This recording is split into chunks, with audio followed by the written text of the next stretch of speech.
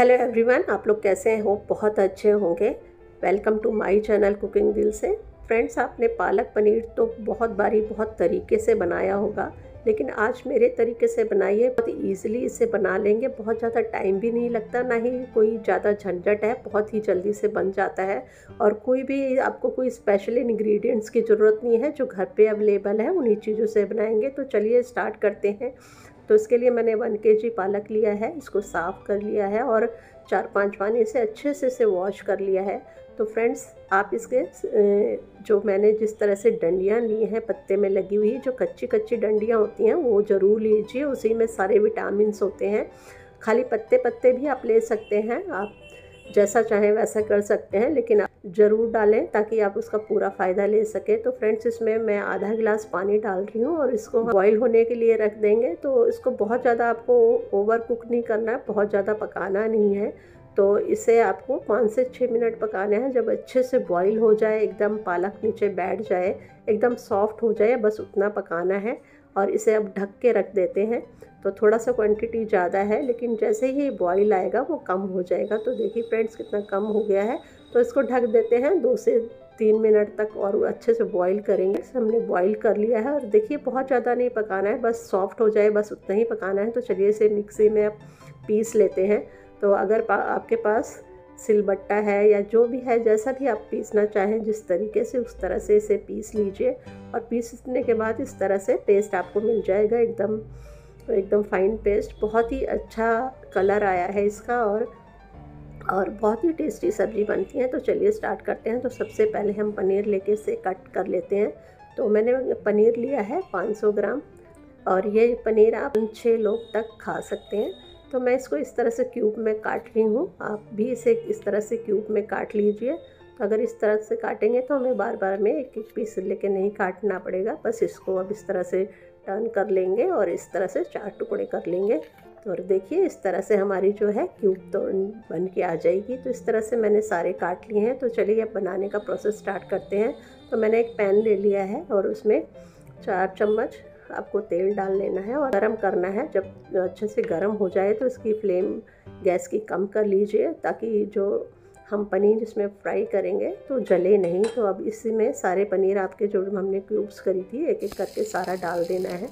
और इसको बहुत ज़्यादा आपको पकाना नहीं है, बस हल्का सा पकाना है, थोड़ा हल्के हल्के से रेडिश आ जाए। ये इसलिए पकाना है ताकि जब हम इसको पालक में डालेंगे तो ये टूटेगा नहीं, एकदम साबुत रहेगा, थोड़ा सा ठोस हो जाएगा। आप चाहें तो कच्ची भी डाल सकते हैं, बस इसका मैं थोड़ा सा कच्चापन दूर करने के लिए इस तरह से कर रही हूँ। अगर आपको पसंद नहीं है इस तरह से फ्राई करके डालना, तो आप सीधा कच्चे क्यूब काट के भी डाल सकते हैं, उससे भी टेस्ट अच्छा आता है। तो देखिए अच्छे से मैंने इसको सबको पलट दिया है और इस तरह से टॉस कर दीजिए ताकि चिपके नहीं। अब अच्छे से फ्राई हो गया। अब इसे हम निकाल लेते हैं। पनीर को निकाल के इसी पैन में हम थोड़ा सा तेल और डाल देंगे और तेल जब अच्छे से गर्म हो जाए तो 1 पत्ता डालना है, तेज पत्ता, 2 दालचीनी के टुकड़े छोटे छोटे ऐसे डाल दिए हैं और 1 छोटी चम्मच हम इसमें जीरा डाल देंगे। जीरा डाल के हमें इसे चला देना है और अच्छे से ये तड़क जाए। जीरा देखिए अच्छे से तड़क गया है। इसके अंदर 2 छोटी छोटी प्याज ली है मैंने, इसे बारीक काट के इसमें डाल दिया है और इसे भी हमें अच्छे से चला देंगे और इसको 4-5 मिनट तक पका के एकदम इस तरह से ब्राउन कर लेना है। तो प्याज तो अच्छे से ब्राउन हो गए हैं। तो इसके अंदर मैं 2 मीडियम साइज़ के टमाटर और 2 हरी मिर्चें बारीक बारीक काट के इस तरह से इसे डाल दे रही हूँ। अगर आप मिर्ची खाना पसंद नहीं कर, आप उसे स्किप कर सकते हैं। तो इसको अच्छे से मिक्स कर देते हैं और साथ में ही इसमें थोड़ा सा हम स्वाद के अनुसार नमक डाल देते हैं। जो नमक डालने के बाद इसे अच्छे से आपको चला देना है और टमाटर को एकदम गलने तक अच्छी तरह से पकाना है।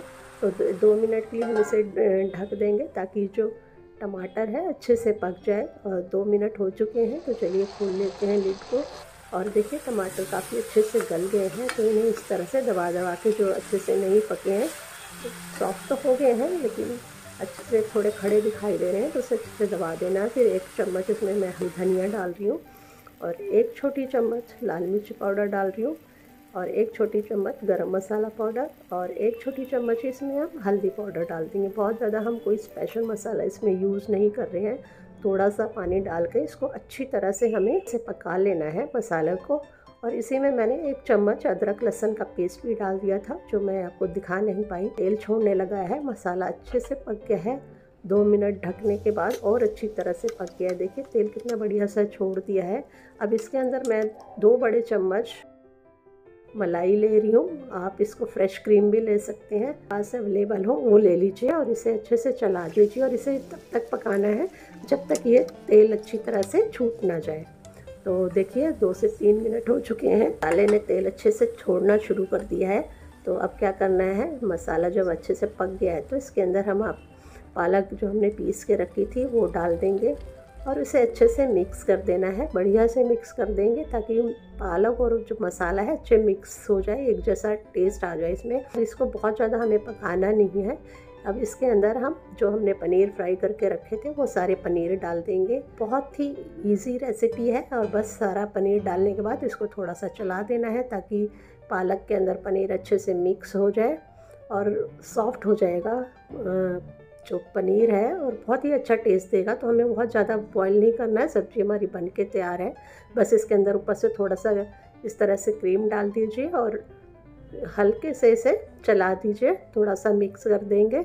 अब सब्ज़ी जो है हमारी बिल्कुल बन के तैयार है। आप इस रोटी से खाएं, नान से खाएं, चावल से खाएं, बहुत ही टेस्टी लगती है और बहुत ही अच्छा हमारा कलर आया और सब्ज़ी यम्मी बनी है और बहुत ही टेस्टी देखने में ही लग रही है। तो फ्रेंड्स आप ज़रूर बनाइएगा।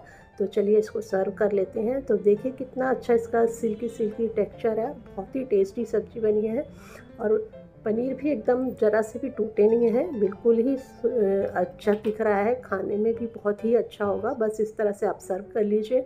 थोड़ा सा क्रीम डाल के पनीर को आप कद्दूकस करके भी डाल सकते हैं, इस तरह से तोड़ के कर सकते हैं। तो फ्रेंड्स हमारी रेसिपी बन के तैयार है, ज़रूर आप एक बारी ट्राई कीजिए। इस तरह से बहुत ही ईजी रेसिपी है, कोई स्पेशल इंग्रेडिएंट्स नहीं है और टेस्ट बहुत ही अच्छा है। तो फ्रेंड्स अगर आपको मेरी ये रेसिपी अच्छी लगी तो मेरी वीडियो को लाइक कीजिए, शेयर कीजिए और मेरे चैनल को सब्सक्राइब कर लीजिए। और आपको इसी तरह की वीडियो मिलती रहे तो मुझे ज़रूर सपोर्ट कीजिए मेरे चैनल को। तो मेरा वीडियो देखते रहिए। Thank you for watching.